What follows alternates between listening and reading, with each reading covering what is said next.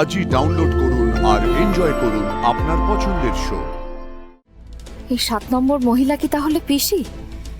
দাদা আর বাবা পাঠিয়েছিল বন্দুকটা মিষ্টির হাড়ির ভেতর রেখে আসতে। তুমি আমার উপর রাগ করে আছো? রাগ নয়, পর অভিমান হয়েছে। দেখো, ওই মুহূর্তে দাদাকে শাস্তি দেওয়ার আর কোনো পথ আমার মাথায় আসছিল না। তাই জন্য তুমি ওখানে নিয়ে গেছিলে রত্নাকে, রেশমিকে, আর সঙ্গে করে রিমলিকে। ওর কাছে তো আগ্রহ আসতো। কি হতো, কি করতাম আমি? কিছু হতো না শোন, কারণ আমরা সত্যের জন্য লড়াই করছিলাম। তুমিও তো সত্যের জন্যই লড়াই করছো। তুমি দেখো, তুমিও এই লড়াইটা জিতে যাবে। জিতে যাবেন না, জিতে গেছেন। তার মানে ফিঙ্গারপ্রিন্টের রিপোর্ট এসেছে। বন্দুকে দুটো হাতের ছাপ পাওয়া গেছে, একটা রিমলির আর একটা প্রতাপ বাবুর। সোমেশ্বর বাবু, আপনার বিরুদ্ধে আমাদের কাছে কোনো প্রমাণ নেই। আপনার সঙ্গে যা ঘটেছে তার জন্য ডিপার্টমেন্টের পক্ষ থেকে আমি আন্তরিকভাবে ক্ষমা চেয়ে নিচ্ছি। এই কে আছো? ওনাকে খুলে দাও। কিন্তু পার্বতী ম্যাডাম, আপনি যেটা করেছেন আপনি কিন্তু ভুল কাজ করেছেন। দেখুন, আপনি প্রতাপ বাবুকে শারীরিকভাবে আঘাত করেছেন, আহত করেছেন তাকে। এটা কিন্তু আপনি করতে পারেন না। উনি যা করেছেন তার জন্য শাস্তি ওনাকে আইন দেবে, আপনি নয়। আপনি কিন্তু আইনটা নিজের হাতে তুলে ভুল করেছেন। না না স্যার, এ শুধু ভুল নয়, ও যেটা করেছে সেটা অন্যায়। অন্যায় করেছে, তার তরফ থেকে আমি আপনার কাছে ক্ষমা চাইছি, মাফ করবেন। স্যার, আমি জানি আমি অন্যায় করেছি। আসলে ওই নিষ্পাপ মেয়েটার ওপর এতটা টর্চার হচ্ছে, এটা না আমি মেন্টালি মেনে নিতে পারিনি। তাই আমার মাথা ঠিক ছিল না। তার জন্য যা শাস্তি হয় আপনি আমাকে দিন, আমি মাথা পেতে নেব। শাস্তি আপনার নয়, শাস্তি হবে আপনার দাদার, প্রতাপ বাবুর। কিন্তু ভুবনপুরে একটা বড় বিপদ ঘনিয়ে আসছে, আর সেটা যদি সময় মতো আটকানো না যায় তাহলে ভুবনপুরের মাটি রক্তে একেবারে লাল হয়ে যাবে। এসব কি বলছেন স্যার? এসব কি বলছেন? আমরা কিছু বুঝতে পারছি না। ঠিকই বলছি সোমেশ্বর বাবু, আমাদের গোয়েন্দা দপ্তরের রেইড এমনি এমনি হয়নি। আমাদের ইন্টেলিজেন্স নেটওয়ার্ক অত্যন্ত স্ট্রং, আর তাদের কাছে রাইট ইনফরমেশন আছে যে এই রাজ্যে পাশের রাজ্য থেকে অনেক আগ্নেয়াস্ত্র সাপ্লাই করা হচ্ছে, আর যার পুরোটাই এসেছে এই ভুবনপুরে। ভুবনপুরে? কিন্তু স্যার, আমি এই ভুবনপুরে সেই ছোট থেকে বড় হয়েছি।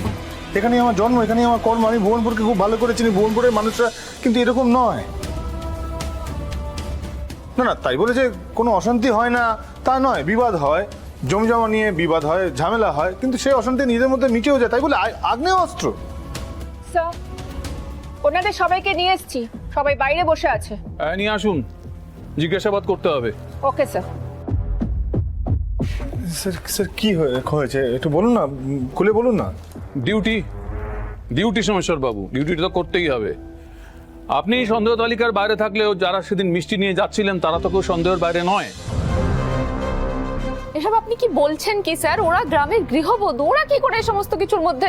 হ্যাঁ স্যার, দেখুন, গৃহবধূ বলেই ওরা কোনো ক্রাইম করতে পারে না, এটা কোনো সলিড যুক্তি হতে পারে না। আর তাছাড়া ওদের আগেই নিয়ে আসার দরকার ছিল, আমাদের ব্যাকআপ ফোর্স ছিল না সেই জন্য। আর তাছাড়া গ্রামের লোকও বাধা দিচ্ছিল, তাই আনতে পারিনি। আচ্ছা, ওদের নিয়ে আসুন।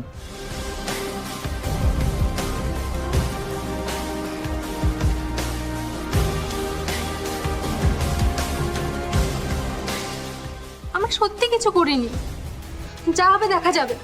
আমরা তোমার সাথে আছি। তোমায় জেলে ভরে দিক, কিন্তু আমরা সবাই তোমায় ছেড়ে কোথাও যাব না। আই আস্তে আস্তে, এটা থানা, এটা পাড়ার ক্লাব নয়। ঠিক যতটুকু প্রশ্ন করা হয়েছে অতটুকুই উত্তর দিন। স্যার স্যার আপনার কাছে একটু আর্জি আছে। হ্যাঁ, আমাকে একবার ওদের সাথে কথা বলতে দিন না। আমি আপনাকে আশ্বাস দিচ্ছি যে যা কিছু ওরা জানে, যা যা সত্যি, তাই আপনার কাছে আমি জানাতে পারবো। এবার কথা না বললে সেটা হবে না। একটু সুযোগ দিন স্যার।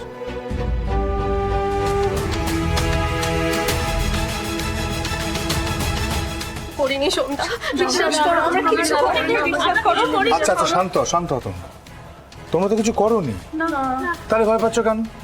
তোমরা যখন দোষী নও তখন তো ভয় পাওয়ার কোনো কারণ নেই, তাই না? তাহলে কি হয়েছিল সেটা আমাদের জানতে হবে। দেখো সমস্যা হচ্ছে ওনারা খোঁজ পেয়েছেন অন্য জায়গা থেকে, এই গ্রামের বোনপুরের বাইরে থেকে অনেক অনেক আগ্নেয়াস্ত্র, বিভিন্ন ধরনের মারাত্মক অস্ত্র এই গ্রামে ঢুকেছে। সে নিয়ে ওনারা খুবই চিন্তিত। সেটাকে যাতে আটকানো যায় সেই ব্যবস্থা ওনারা করতে চাইছেন। ওই অস্ত্র যদি সাধারণ মানুষের হাতে পড়ে কত ক্ষতি হতে পারে বুঝতে পারছো তো? সেই জন্য তাহলে আমাদের কি করা উচিত? আমাদের একজোট হয়ে ওনাদেরকে সাহায্য করা উচিত, ঠিক কি না? হ্যাঁ, তাহলে তোমরা একে একে বলো সেদিনকে আসলে কি ঘটেছিল। বলো, সবাইকে বলো, সবাই শুন। সেদিন পাজামাকে নিয়ে আমরা গাড়িতে মিষ্টিগুলো তুলছিলাম। হ্যাঁ, ওই তোমরা 6 জন ছিলে আর পাজামা ছিল। না না আমরা 7 জন ছিলাম। 7 জন ছিলে? না না, 7 জন কেন হবে? তোমরা 6 জন ছিলে আর পাজামা 1 জন ছিল, সব মিলিয়ে তো 7 জন হবার কথা। না না না আমরা 7 জনই ছিলাম। মানে তোমরা বলছো যে তোমরা 7 জন মহিলা ছিলে? সেটা তো অত বুঝতে পারিনি, কিন্তু আরো একজন আমাদের মধ্যে ছিল। আমরা ভাবলাম তুমিই পাঠিয়েছো। হ্যাঁ সে কি, এরকম তো হওয়ার কথা না। পাজামা আমাকে যা লিস্ট দিয়েছিল তাতে স্পষ্ট লেখা ছিল যে পাজামা যাচ্ছে তোমাদের সঙ্গে আর তোমরা 6 জন মহিলা যাচ্ছ। যাই হোক, তোমরা বলছো 6 জনের জায়গায় আরো একজন এসছে, মানে সব মিলিয়ে 8 জন তোমরা সেদিনকে গেছি। বেশ, তোমরা একটু মনে করে বলো তো, সেই মহিলাটি মুখ দেখেছিলে? মুখটা তো ঠিক দেখতে পাইনি, তাহলে কি দেখেছিলে? কেমন ছিল সেই? লাল রঙের তাঁতের শাড়ি পরা ছিল। হ্যাঁ, লাল শাড়ি? আচ্ছা, শাড়িটার পাড়টা কিরকম ছিল তোমাদের মনে আছে? লাল রঙের তাঁতের শাড়ি, তাতে সোনালি পাড় বসানো ছিল।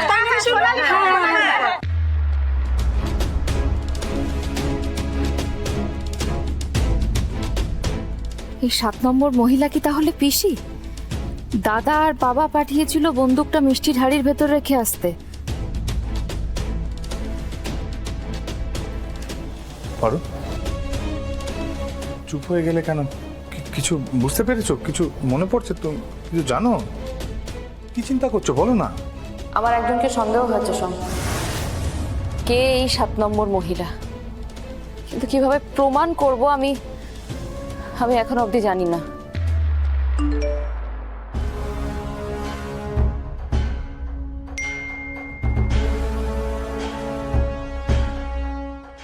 কি হচ্ছে বলো?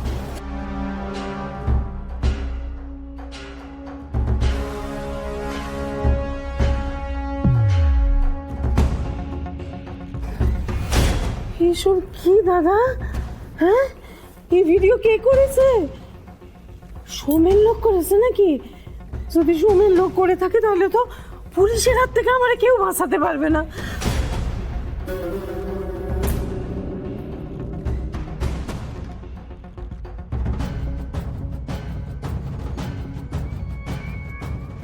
হ্যাঁ, সোহেল লোকই করেছে।